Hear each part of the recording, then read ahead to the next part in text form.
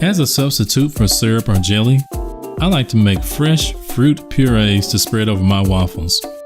In this video, I will be showing you just how quick and easy it is to make mango puree. You will need at least 2 ripe mangoes, a cup of water, and a little honey. Peel, dice, and put the mangoes in a blender. If you add too much water, then your puree will become soupy. Not enough water, and your puree won't blend well.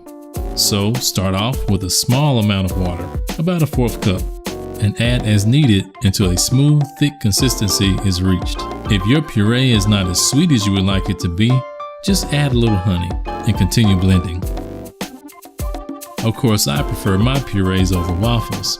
How about you? Leave a comment and share the ways that you like to enjoy your purees. Thanks for watching.